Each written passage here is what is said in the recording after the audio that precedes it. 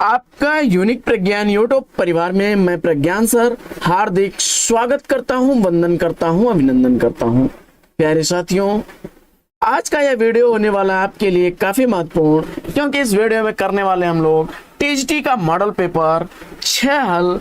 इससे पूर्व हम लोगों ने 5 मॉडल पेपर हल किए हैं, जिसका लिंक आपको वीडियो के डिस्क्रिप्शन में मिल जाएगा। प्लेलिस्ट मैंने तैयार कर दी है, अथवा आप डायरेक्ट प्लेलिस्ट में जा करके उन पूर्व के हल किए हुए मॉडल पेपर को हल कर सकते हैं। तो आज की पाठचर्या को बिना समय गंवाए साथियों प्रारंभ करना चाहेंगे, लेकिन उससे पूर्व अगर वीडियो को पहली बार देख रहे हैं तो चैनल पर नए हैं तो कृपया चैनल को सब्सक्राइब, वीडियो को लाइक और शेयर करना बिल्कुल ना भूलें। तो बिना समय गंवाए प्रारंभ करेंगे पाठचर्या और देखेंगे आज की पाठचर्या का पहला प्रश्न। प्रवासी के गीत किसकी रचना है? प्रवासी के गीत कृति के रचनाकार प्रभात फेरी, पलाश वन, मिट्टी और फूल तथा कामिनी हंसमाला जैसी काव्य कृतियों की रचना करने वाले रचनाकार नरेंद्र शर्मा हैं। विकल्प सी इस प्रश्न का बिल्कुल सही जवाब। बढ़ते हैं अगले प्रश्न की तरफ, और अगला प्रश्न बड़ा ही प्यारा सा प्रश्न है कि कामायनी के प्रथम सर्ग का शीर्षक क्या है? तो आप जानते हैं कि 15 सर्गों में विभक्त जयशंकर प्रसाद द्वारा लिखी गई यह रचना क्रमशः चिंता, आशा, श्रद्धा, काम, वासना, लज्जा, कर्म, ईर्ष्या, इड़ा, स्वप्न, संघर्ष, निर्वेद, दर्शन, रहस्य और आनंद, इन 15 सर्गों में विभक्त यह रचना है, जिसमें पहला सर्ग जो है वह चिंता सर्ग आपका है। विकल्प डी इस प्रश्न का बिल्कुल सही जवाब। अगला प्रश्न है कि स्वच्छंदतावाद की विशेषता इसमें से कौन सी नहीं है? तो भैया स्वच्छंदतावाद की इसमें से कौन सी विशेषता नहीं है पूछा जा रहा है। तो आपने प्रकृति पर्यवेक्षण, कथा गीत प्रयोग और प्रेम चित्रण ये स्वच्छंदतावाद की विशेषताओं में देखा होगा, लेकिन ब्रज भाषा में रचना करना यह उसकी विशेषता नहीं रही। विकल्प डी इस प्रश्न का बिल्कुल सही उत्तर है। अगला प्रश्न, बढ़ते हैं अगले प्रश्न की तरफ, और अगला प्रश्न है परिमल किस कवि की रचना है? तो परिमल जो है सूर्यकांत त्रिपाठी निराला जी की रचना है, जिन्होंने तुलसीदास, अनामिका, गीत का, राम की शक्ति पूजा जैसी प्रमुख रचनाएं की। अगला प्रश्न, सुमित्रानंदन पंत की प्रथम रचना कौन सी है? इसका आपको जवाब बताना है। और 1916 ईस्वी में अगर आपने पंत द्वारा लिखी गई रचना गिरजे का घंटा सेलेक्ट किया तो बिल्कुल राइट आंसर है। प्रकृति का सुकुमार कवि ने कहा जाता है। और नौका विहार, युगवाणी, ग्राम्य, रजत शिखर, वाणी पतझर जैसी रचनाएं इनकी प्रमुख रचनाओं में हैं।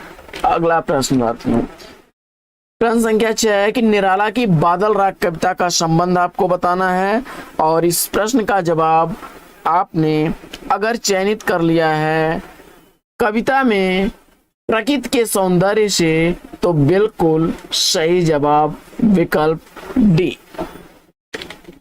अगला प्रश्न है कि 8वां सर्ग नाटक के नाटककार कौन है?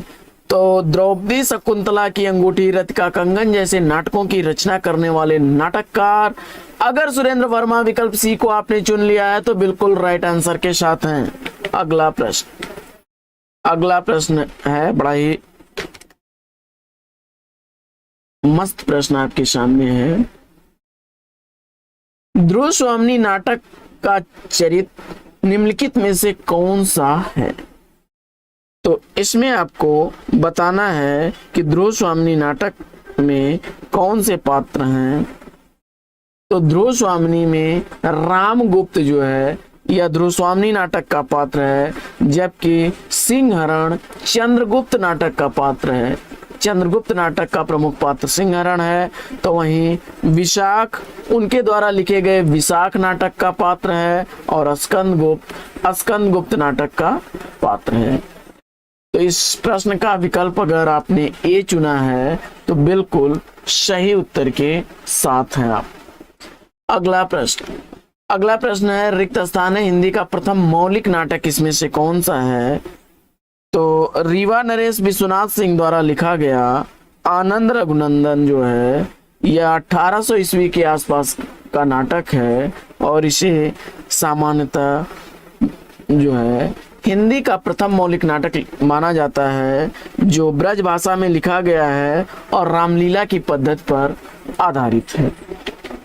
अगला प्रश्न है कि हमारी यात्रा साहित्य के लेखक कौन है। हमारी यात्रा के यात्रा वृत्तांतकार आपको बताना है और इस प्रश्न का जवाब मुझे उम्मीद है कि आपने इन विकल्पों को छोड़ करके लोचन प्रसाद पांडे को चुन करके इस प्रश्न का बिल्कुल सही जवाब दिया है। अगला प्रश्न है, आइए बढ़ते हैं प्रश्न संख्या 11 की तरफ। और प्रश्न संख्या 11 है कि भारतेंदु ने अपने किस नाटक को नाट्य राशक या लास्य रूपक कहा है। बड़ा इंपॉर्टेंट प्रश्न है साथियों। और प्रश्न संख्या 11 का अगर जवाब आप फटाफट उत्तर चयनित करिए और इस प्रश्न का जवाब अगर आपने चयनित कर लिया है भारत दुर्दशा विकल्प डी को तो बिल्कुल सही उत्तर के साथ हैं आप। अगला प्रश्न है कि हानुस नाटक के नाटककार कौन है। फटाफट उत्तर चयनित करिए। हानुस नाटक के नाटककार कौन है। तो मैं क्लू आपको देता हूं कि कबीरा खड़ा बाजार में उसी नाटककार की रचना है जिस नाटककार ने हानुस को रचा है और आपने उत्तर चयनित कर लिया होगा भस्म शाह ने, तो बिल्कुल सही जवाब। अगला प्रश्न है कि विश्वामित्र नाटक के लेखक कौन है। विश्वामित्र नाटक के नाटककार कौन है, इसका आपको जवाब बताना है। तो अम्बा, कमला, अंतहीन पार्वती, नया समाज जैसे नाटकों की रचना करने वाले नाटक उदय शंकर भट्ट हैं। विकल्प 20 प्रश्न का बिल्कुल सही जवाब। अगला प्रश्न है कि उलट बांसियां किसने लिखी हैं। प्रश्न संख्या 14 का आप सही जवाब बताइएगा कि उलट बांसियां किसके द्वारा लिखी गई रचनाएं हैं। और मुझे उम्मीद है कि बरसे कंबल भीगे पानी। विकल्प ए के साथ अगर कबीरदास आपने चुना तो बिल्कुल सही जवाब। उनकी प्रसिद्ध उलट बांसियों में है कि एक अचंभा देखा रे भाई, अथाड़ा सिंह चरावे गाई, पहले पूत पीछे भई भई माई, अचेला के गुरु लागो पाई। अगला प्रश्न है प्रश्न संख्या 15। कबीर की भाषा के संदर्भ में कौन सा वाक्य गलत है, इसका आपको जवाब बताना है। प्रश्न संख्या 15 का सही उत्तर क्या होगा, फटाफट उत्तर चयनित करिए। तो कबीर की जो भाषा है उसमें खरापन भी मिलता है, कहीं कहीं गंवारू लगती है, भाषा में अक्खड़पन भी है, लेकिन साहित्यिक कोमलता कबीर की भाषा में देखने को नहीं मिलेगी। विकल्प सी के साथ आप बिल्कुल सही उत्तर के साथ हैं। अगला प्रश्न है कि विशिष्टाद्वैतवाद के प्रशोस्ता आचार्य कौन है, इसका आपको जवाब बताना है। प्रश्न संख्या 16 का सही उत्तर चयनित करिए और इस प्रश्न का जवाब अगर आपने चुन लिया है विशिष्टाद्वैतवाद में रामानुजाचार्य को तो बिल्कुल सही जवाब। इनके द्वारा चलाया गया श्री संप्रदाय है, श्री संप्रदाय के प्रवर्तक हैं। वहीं जो है बढ़ते हैं अगले प्रश्न की तरफ। अगला प्रश्न है कि निम्नलिखित में से एक युग्म सही है, उसका आपको जवाब बताना है। तो इसमें जो है आपने वल्लभाचार्य का संबंध शुद्धाद्वैतवाद से बताया, तो बिल्कुल राइट आंसर है आपका। आप जानते हैं अद्वैतवाद के प्रवर्तक शंकराचार्य हैं। वहीं जो है विशिष्टाद्वैतवाद रामानुजाचार्य हैं। और बढ़ते हैं अगले प्रश्न। द्वैताद्वैतवाद जो है यह निम्बार्काचार्य का है। आइए बढ़ते हैं अगले प्रश्न की तरफ और देखते हैं अगला प्रश्न।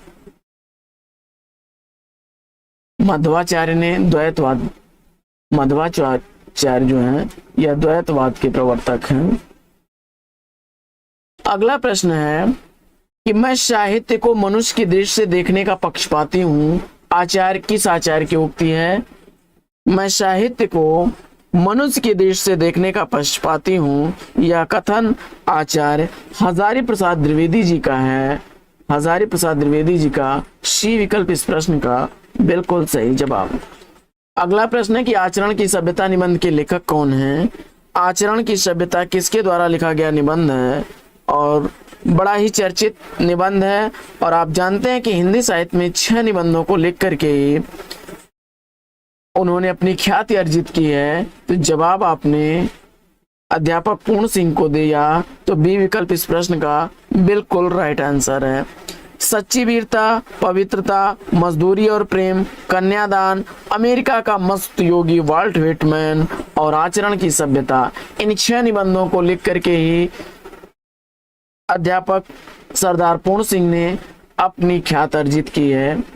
एक बार फिर से याद कर लीजिए आप लोग, सच्ची वीरता, पवित्रता, मजदूरी और प्रेम, कन्यादान, अमेरिका का मस्त योगी वाल्ट व्हिटमैन और आचरण की सभ्यता, ये 6 निबंध इनके द्वारा लिखे गए हैं। अगला प्रश्न है साथियों कि सूर के भ्रमर गीत के संदर्भ में शिल्प की दृष्टि से कौन सा तथ्य सही नहीं है, इसका आपको जवाब बताना है। और इस प्रश्न का जवाब अगर आपने सेलेक्ट कर लिया क्रूरता, तो बिल्कुल राइट आंसर है। वाग विदग्धता, भावुकता और वक्रता, यह तीनों चीजें भ्रमर गीत में मिलती हैं, लेकिन क्रूरता कहीं नहीं मिलेगी। तो विकल्प 20 का राइट आंसर है। अगला प्रश्न है कि निम्नलिखित में से कौन कृष्ण भक्त कवि, इसमें से कौन कृष्ण भक्त कवि नहीं है? तो अगर आपने सुंदरदास को इसमें से चुना तो बिल्कुल राइट आंसर है। यह ज्ञानाश्रयी शाखा के प्रमुख कवियों में आते हैं। विकल्प डी इस प्रश्न का बिल्कुल सही उत्तर है। अगला प्रश्न, बढ़ते हैं प्रश्न संख्या 22 की तरफ। ध्रुव चरित किसकी रचना है? ध्रुव चरित का रचनाकार आपको बताना है, और सुदामा चरित, ध्रुव चरित, ये सब रचनाएं जो हैं नरोत्तम दास की हैं। विकल्प सी इसका राइट आंसर है। विचारमाला, सुदामा चरित, ध्रुव चरित, ये रचनाएं नरोत्तम दास की हैं। अगला प्रश्न, 84 वैष्णवन की वार्ता का संबंध किस संप्रदाय से है? फटाफट उत्तर ट्रिक करिए। 84 वैष्णवन की वार्ता का संबंध अगर देखा जाए तो वह वल्लभ संप्रदाय से है। विकल्प डी इस प्रश्न का बिल्कुल सही उत्तर। अगला प्रश्न है कि तुलसीदास की भक्ति किस प्रकार की है?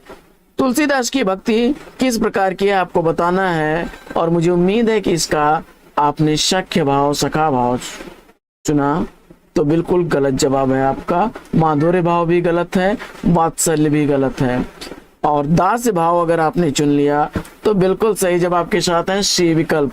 तुलसीदास जी जो थे वे जो हैं दास्य भाव की भावना से भक्ति करते थे, और माधुर्य भाव मीराबाई की भक्ति थी। मीराबाई, वात्सल जो है सख्य भाव की रचना, सख्य भाव की भक्ति जो थी यह किसकी थी? सूरदास की थी। आइए बढ़ते हैं अगले प्रश्न की तरफ, और अगला प्रश्न है कि अवधि एवं ब्रज भाषा दोनों में रचना करने वाले कवि कौन हैं? तो अवधि और ब्रज भाषा में रचना करने वाले कौन लोग हैं, इसका आपको जवाब बताना है। तो तुलसीदास जी ने अवधि और ब्रज दोनों ही भाषाओं में रचनाएं की हैं। विकल्प 20 प्रश्न का बिल्कुल राइट आंसर हो जाएगा। अगला प्रश्न, रामचरितमानस किस भाषा में लिखी गई रचना है, इसका आपको जवाब बताना है। बड़ा आसान सा प्रश्न और बड़ा इंपॉर्टेंट प्रश्न है। तो इस प्रश्न का जवाब अवधि देकर के आपने बिल्कुल सही उत्तर दिया है।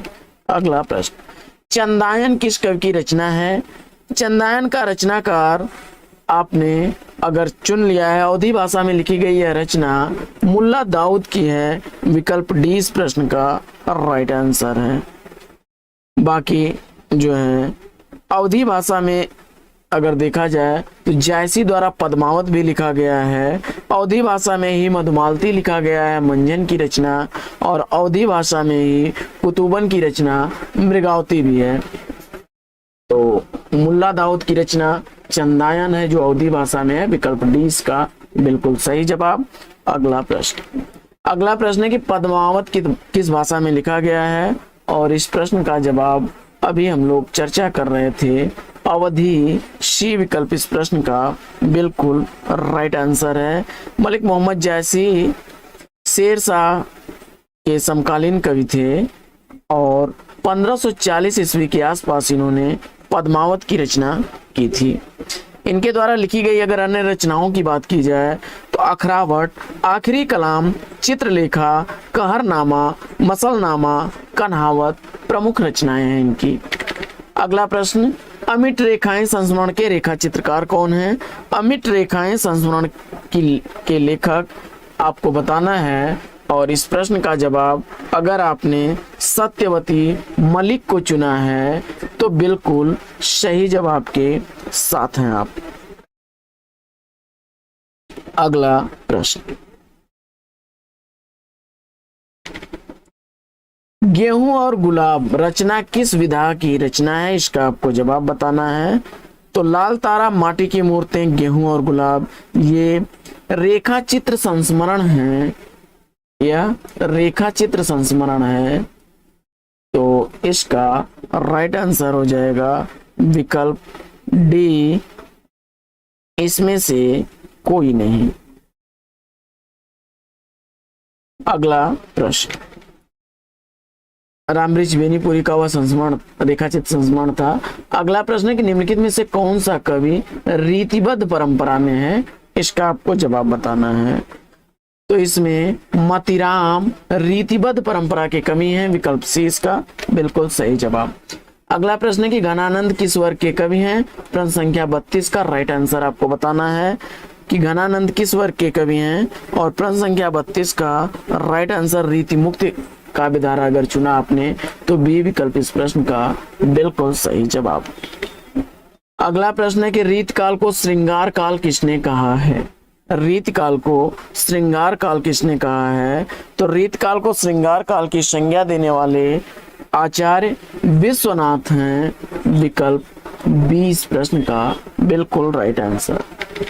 अगला प्रश्न है कि रीत काल की विशेषताओं के संदर्भ में निम्नलिखित में से एक विशेषता गलत है, उस विशेषता का चयन कीजिए और फटाफट वह विशेषता आप इसमें से सेलेक्ट कर लीजिए। तो रीत काल में अलंकरण की प्रधानता है, ब्रजभाषा की प्रमुखता है और लक्षण ग्रंथों की प्रमुखता है, लेकिन प्रकृति के आलंबन के रूप का वर्णन यह इसकी प्रवृत्ति नहीं है। विकल्प सी इस प्रश्न का बिल्कुल सही जवाब। अगला प्रश्न है कि बिहारी सतसई पर फिरंगे सतसई नाम से फारसी भाषा में एक टीका लिखी गई, उस टीका के टीकाकार कौन है? इसका आपको जवाब बताना है। तो आप जानते हैं कि बिहारी सतसई पर फारसी भाषा में जो टीका आनंदीलाल शर्मा द्वारा लिखी गई, आनंदलाल शर्मा द्वारा, वह फिरंगे सतसई नाम से लिखी गई थी फारसी भाषा में। विकल्प 20 प्रश्न का राइट आंसर है। अगला प्रश्न है कि राहुल सांकृत्यायन की आत्मकथा का नाम आपको बताना है। तो राहुल सांकृत्यायन की इसमें से आत्मकथा कौन सी है? तो 5 खंडों में प्रकाशित इनकी आत्मकथा है, जिसमें मेरी जीवन यात्रा। विकल्प 20 प्रश्न का राइट आंसर हो जाएगा, मेरी जीवन यात्रा। आइए बढ़ते हैं अगले प्रश्न की तरफ। अगला प्रश्न है कि बकरी बिलाप किसकी काव्य कृति है? बकरी बिलाप एक हास्य व्यंग रचना है जो भारतेंदु हरिश्चंद्र द्वारा लिखी गई है। विकल्प इस प्रश्न का बिल्कुल सही जवाब। अगला प्रश्न है कि नील कुसुम किसका काव्य संग्रह है? नील कुसुम काव्य संग्रह 1955 ईस्वी में लिखा गया। 1955 ईस्वी में लिखा गया यह काव्य संग्रह रामधारी सिंह दिनकर का है। विकल्प ए के साथ अगर आप हैं तो बिल्कुल राइट आंसर के साथ हैं। हुंकार, उर्वशी, रसवंती, कुरुक्षेत्र, रेणुका, रश्मिरथी, हारेक और इनाम ये प्रमुख रचनाएं रामधारी सिंह दिनकर की रचनाएं हैं। अगला प्रश्न है कि हिंदी साहित्य का इतिहास सबसे पहले किसने लिखा। तो यहाँ पूछा जा रहा है कि हिंदी में हिंदी साहित्य का इतिहास लिखने वाले कौन हैं। तो आपने जो है हिंदी साहित्य का इतिहास इसमें से हिंदी में किसने लिखा है ये आपसे पूछा जा रहा है। और इस प्रश्न का जवाब शिव सिंह सेंगर अगर आपने चुना तो बिल्कुल राइट आंसर है विकल्प सी, क्षमा करें विकल्प बी इस प्रश्न का राइट आंसर हो जाएगा। और गारसा द तासी ने फ्रेंच भाषा में लिखा था। अगला प्रश्न, इस्तवार द ला लिटरेच्योर हिंदुस्तानी नाम से हिंदी का पहला इतिहास ग्रंथ लिखा था फ्रेंच भाषा में गारसा द तासी ने। अगला प्रश्न,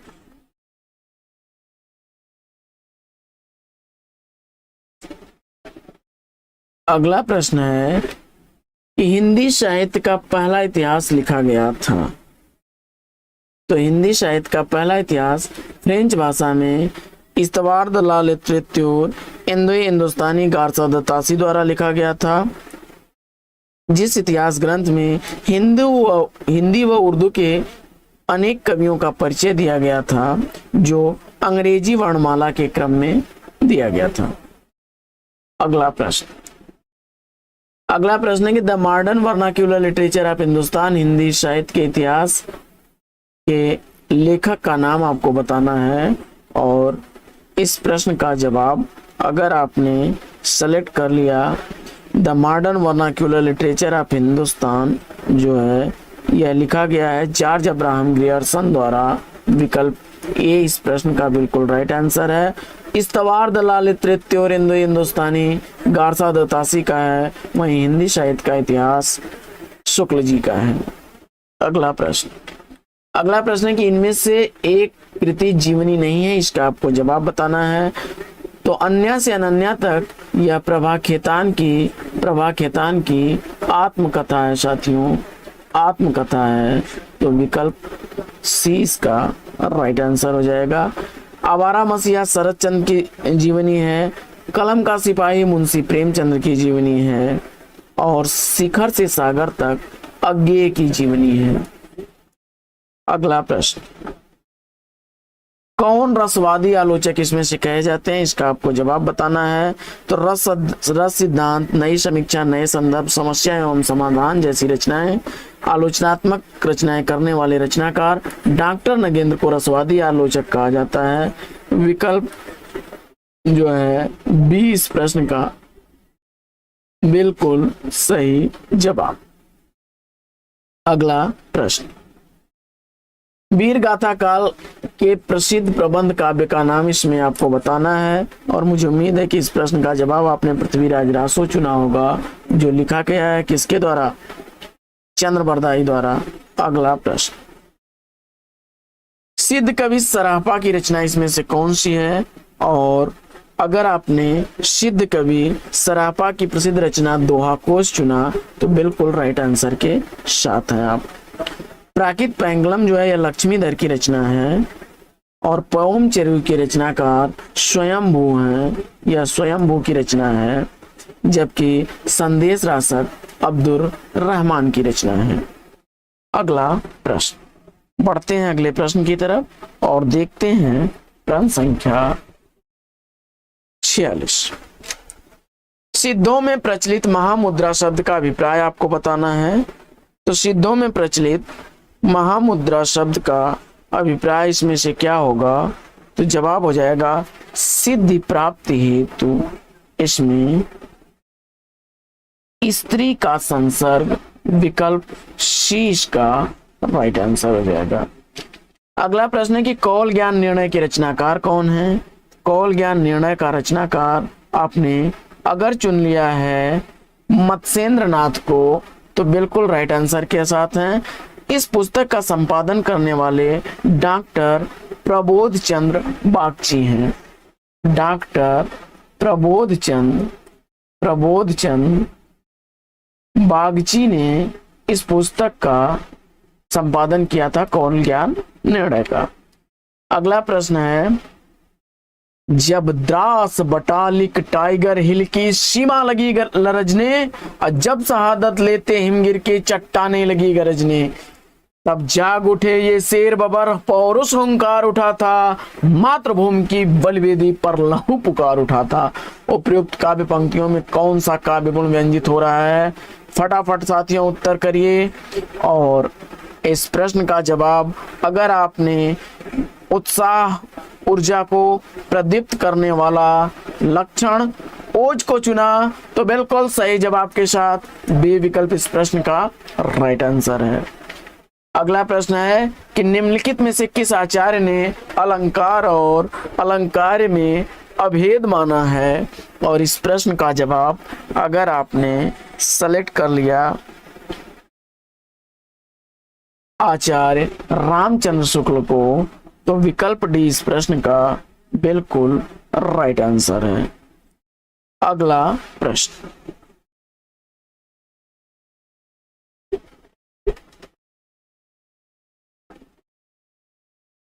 सुंदर है विहग सुमन सुंदर मानो तुम सबसे सुंदरतम में कौन सा काव्य दोष है? इसका आपको जवाब बताना है। और इस प्रश्न का जवाब अगर आपने सेलेक्ट कर लिया अधिक पदत्व दोष तो ए विकल्प इस प्रश्न का बिल्कुल सही जवाब। अगला प्रश्न है कि हिंदी में अकविता का प्रवर्तक किसे माना जाता है? हिंदी में कविता का प्रवर्तक किसे माना जाता है? और इस प्रश्न का जवाब अगर आपने सेलेक्ट कर लिया जगदीश चतुर्वेदी को तो बिल्कुल सही उत्तर के साथ हैं आप। अगला प्रश्न है कि नए इलाके में किसकी काव्य कृति है? नए इलाके में किसकी काव्य कृति है? इसका आपको जवाब बताना है। और इस प्रश्न का जवाब आपने अरुण कमल दे करके बिल्कुल राइट आंसर चुना है। अगला प्रश्न है कि निम्नलिखित में से कौन सा काव्य संग्रह सच्चिदानंद हीरानंद वात्स्यायन का नहीं है? और आपने इस प्रश्न का जवाब अगर आपने चुन लिया है सीढ़ियों पर धूप तो यह रघुवीर सहाय का काव्य संग्रह है। रघुवीर सहाय का काव्य संग्रह है। विकल्प आपका सी बिल्कुल सही जवाब। अगला प्रश्न है कि निम्नलिखित में से कौन सा काव्य संग्रह सच्चिदानंद हीरानंद वात्स्यायन का नहीं है? और प्रश्न संख्या 54 का राइट आंसर अगर आपने सेलेक्ट कर लिया भूरी भूरी खाक धूल तो बिल्कुल सही जवाब के साथ हैं। यह गे की रचना नहीं है बल्कि मुक्तिबोध गजानन माधव मुक्तिबोध की रचना है। विकल्प बी इस प्रश्न का बिल्कुल सही जवाब। अगला प्रश्न है कि निम्नलिखित में से रामधारी सिंह दिनकर से संबंध किसका है? तो फटाफट इसमें से सेलेक्ट करिए। कामाध्यात्म की समस्या उनकी उर्वशी रचना में है और पौराणिक प्रसंग में भारत चीन युद्ध की युगीन समस्या उन्होंने परशुराम की प्रतीक्षा कृति में की है। और युद्ध दर्शन उनके हुंकार रश्मिरथी और कुरुक्षेत्र में मिलते हैं। तो सुधारवाद की गुंजाइश रामधारी सिंह दिनकर में देखने को नहीं मिलती है। तो इसमें कूट 1 2 3 विकल्प बी बिल्कुल सही जवाब है। अगला प्रश्न है कि प्रेमचंद्र की कहानी ईदगाह में हामिद की दादी का नाम क्या था? और इस प्रश्न का जवाब अमीना देकर के आपने बिल्कुल सही उत्तर चुना है। अगला प्रश्न है कि निम्नलिखित में से कौन सी कहानी चंदन शर्मा गुलेरी द्वारा लिखी नहीं गई है? तो इसमें सुखमय जीवन, बुद्धू का कांटा और उसने कहा था, ये तीनों कहानियां चंदा शर्मा गुलेरी की हैं। तो आचार्य शुक्ल द्वारा लिखी गई कहानी है यह। 11 वर्ष का समय, सी विकल्प इस प्रश्न का बिल्कुल राइट आंसर। अगला प्रश्न है कि जैनेन्द्र कुमार द्वारा रचित कौन सा कहानी संग्रह इसमें से नहीं है, और फटाफट इस प्रश्न का उत्तर दीजिए। आपने इंसान के खंडहर कहानी को चुना, तो यह मोहन राकेश की कहानी है। मोहन राकेश की कहानी है। विकल्प ए इस प्रश्न का राइट आंसर है। अगला प्रश्न है कि बुद्धू का कांटा कहानी के लेखक कौन है। बुद्धू का कांटा कहानी लिखी गई है चंद्रदास शर्मा गुलेरी द्वारा। विकल्प बी इस प्रश्न का बिल्कुल राइट आंसर है। अगला प्रश्न, दुलाई वाली किस विधा की रचना है। तो यह कहानी विधा की रचना है जो बंग महिला राजेंद्र बाला घोष द्वारा लिखी गई पहली कहानी है, और सरस्वती पत्रिका में यह 1907 ईस्वी में प्रकाशित हुई थी। अगला प्रश्न है कि रंग में भंग काव्यकृति की रचयिता कौन है। तो रंग में भंग काव्यकृति राष्ट्र कवि मैथिली शरण गुप्त द्वारा लिखी गई रचना है। विकल्प सी इस प्रश्न का बिल्कुल सही जवाब। अगला प्रश्न है कि द्विवेदी युगीन साहित्य जो है में किस प्रवृत्ति की प्रमुख विशेषता नहीं है। इसका आपको जवाब बताना है। प्रश्न संख्या 62 का राइट आंसर क्या बनेगा। तो प्रश्न संख्या 62 का सही उत्तर आपको बताना है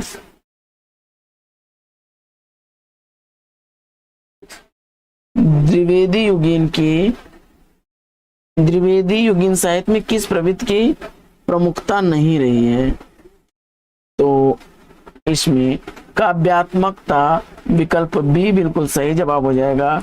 वैचारिकता, इतिवृत्त्यात्मकता और गद्यात्मकता ये द्विवेदी युग की प्रधान प्रवृत्तियां रही हैं। अगला प्रश्न है कि अमृतलाल नागर ने अपने किस उपन्यास में दहेज समस्या की ओर संकेत किया है। और इस प्रश्न का जवाब अगर आपने अग्निगर्भा सेलेक्ट किया तो अग्निगर्भा विकल्प सी इसका बिल्कुल सही जवाब। अगला प्रश्न, जैनेन्द्र कुमार के किस उपन्यास पर फीचर फिल्म बनी है। तो जैनेन्द्र कुमार द्वारा लिखा गया उपन्यास जो है वह त्याग पत्र है। वैसे तो इसमें से कल्याणी, परख और सुनीता सभी उपन्यास जैनेन्द्र कुमार के ही हैं, लेकिन त्याग पत्र पर फिल्म बनी थी और इस पिक्चर का नाम भी था फिल्म का त्याग पत्र। अगला प्रश्न, मृणाल किस उपन्यास की स्त्री चरित्र का नाम है। और इस प्रश्न का जवाब अगर आपने सेलेक्ट कर लिया त्याग पत्र विकल्प सी तो बिल्कुल राइट आंसर है।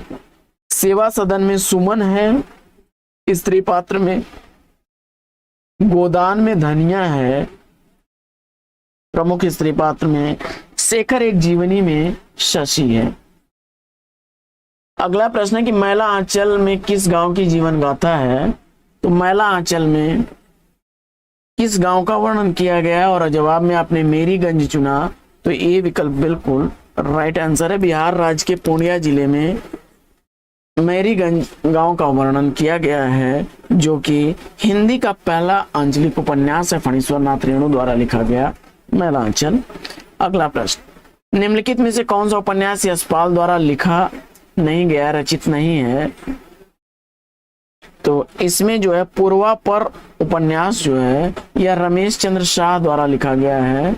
रमेश चंद्र शाह द्वारा झूठा सच, अमिता और दादा कामरेड ये उपन्यास लिखे गए हैं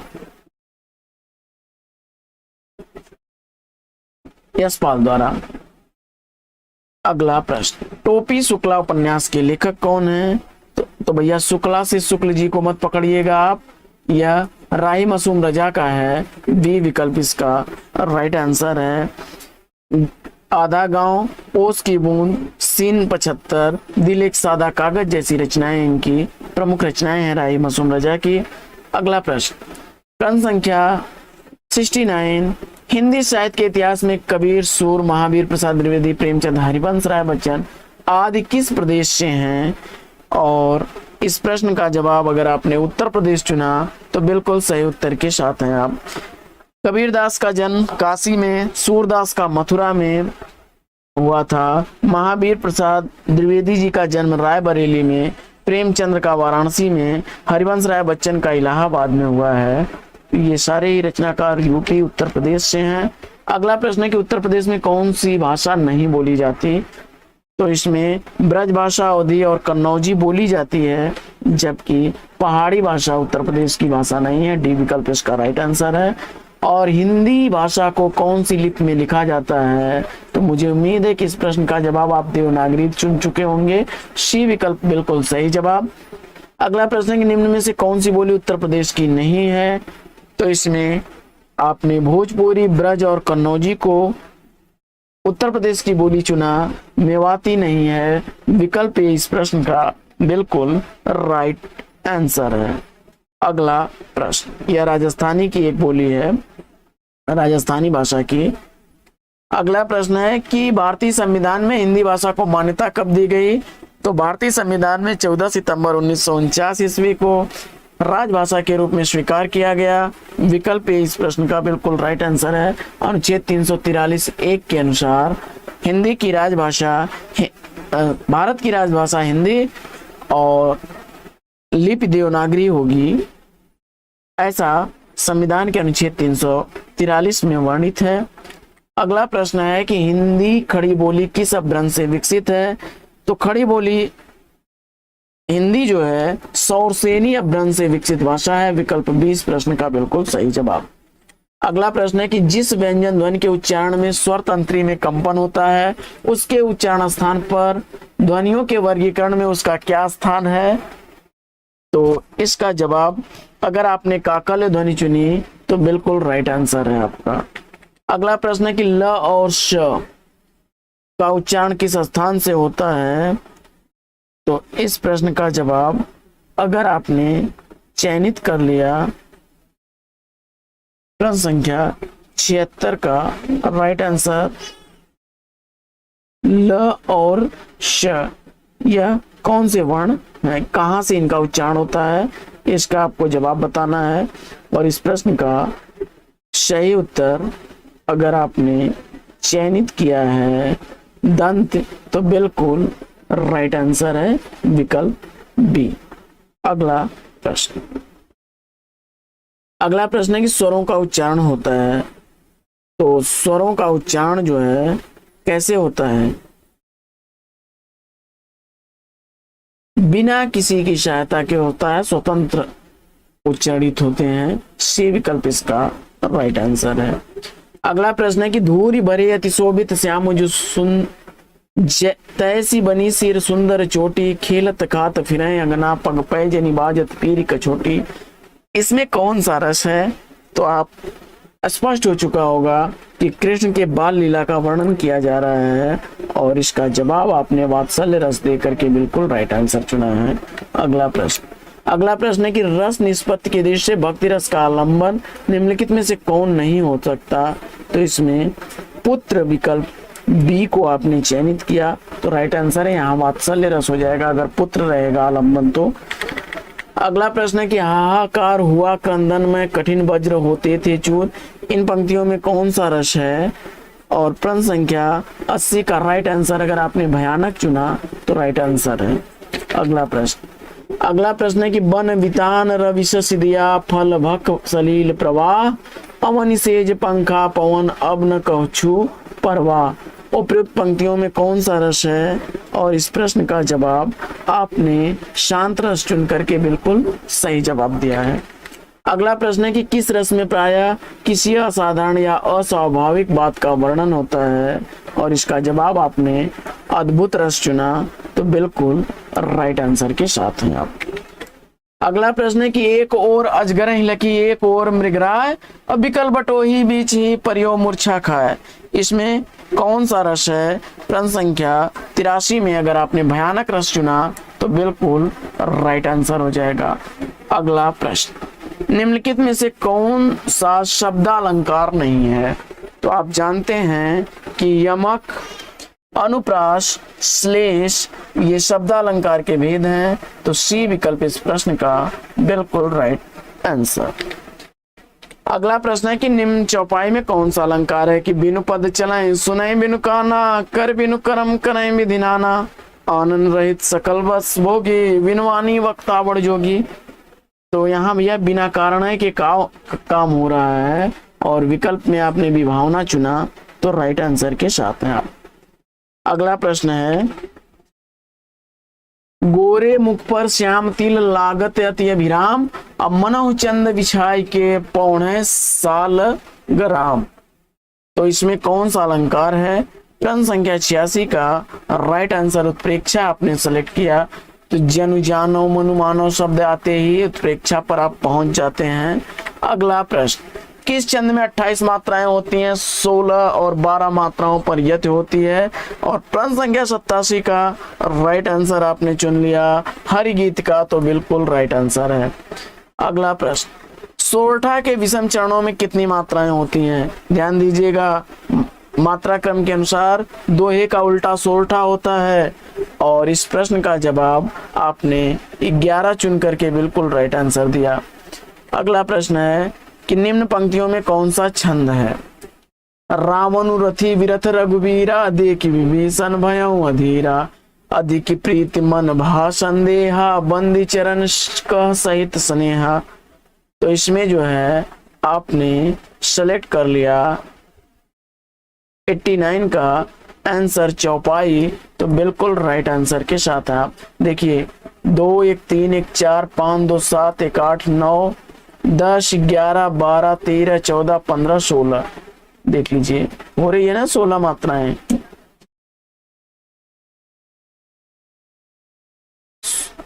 और आप जानते हैं कि चौपाई के प्रत्येक चरण में 16 मात्राएं होती हैं। 1 2 3 4 2 6 1 7 8 9 10 11 12 13 2 2 4 2 6 7 8 9 10 11 12 13 14 15, ये यहाँ पे क्षमा करें 16।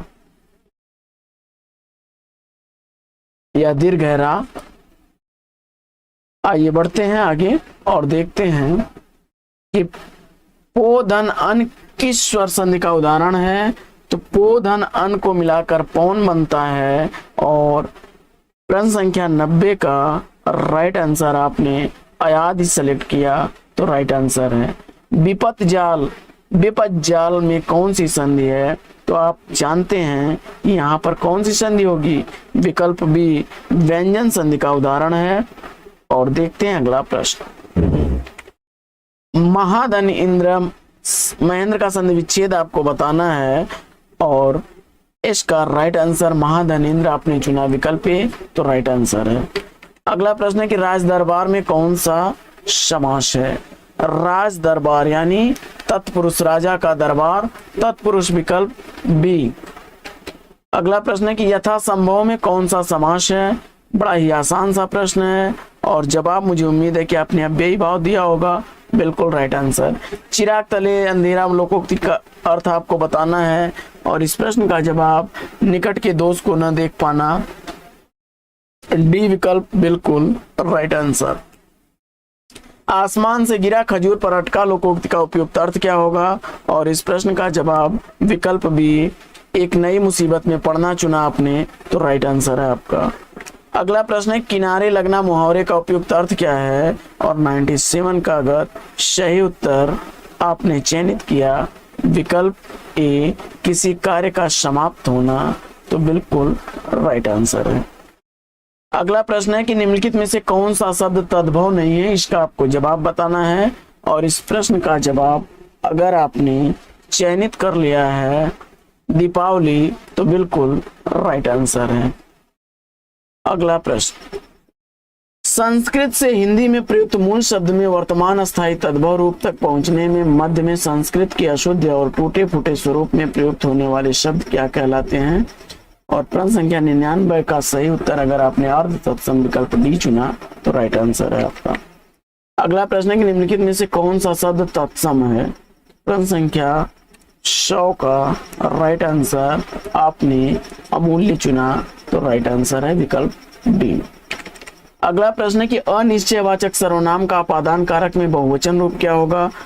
तो इस प्रश्न का जवाब अगर आपने सेलेक्ट किया विकल्प सी तो राइट उत्तर है। अगला प्रश्न, निम्न में से प्रेरणार्थक क्रिया कौन सी है, और इस प्रश्न का जवाब आपने बुलवाना चुना तो राइट आंसर है आपका। अगला प्रश्न है कि मध्यम पुरुष का उदाहरण इसमें से कौन सा है। तो मध्यम पुरुष के रूप में आपने चयनित किया तुम, तो बिल्कुल राइट आंसर है। बड़ा ही आसान सा इसका ट्रिक है, मैं यानी प्रथम पुरुष। अगला प्रश्न,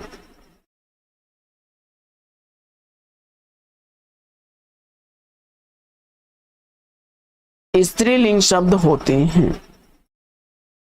तो इसमें अगर 104 का उत्तर नक्षत्रों के नाम चुना तो राइट आंसर है आपका। अगला प्रश्न है कि निम्न विकल्पों में से पुल्लिंग शब्द कौन सा है। तो 105 का राइट आंसर अगर आपने पक्षी चुना ए तो राइट आंसर है। अगला प्रश्न है कि सुधी शब्द के अंत में क्या जोड़ने से बहुवचन हो जाएगा।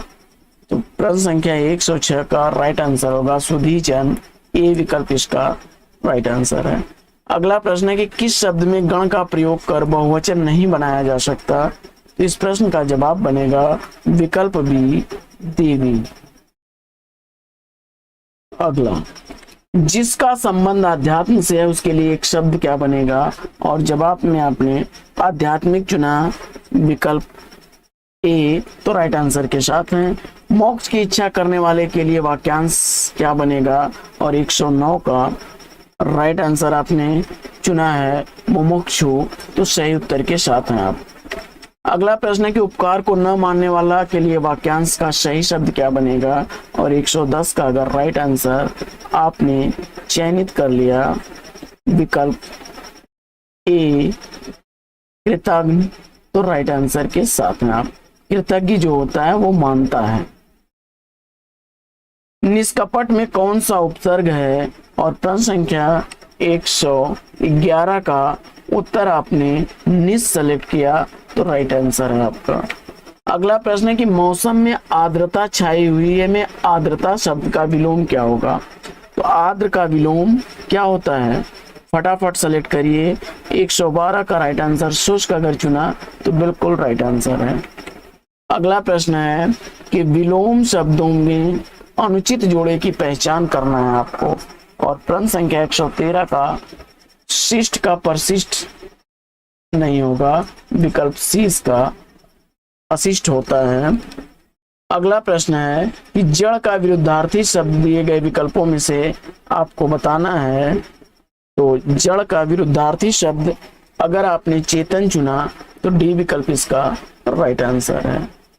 शशक शब्द किसका पर्याय है, और आप जानते हैं शशका यानी यह खरगोश का पर्याय है, ए विकल्प इसका सही उत्तर।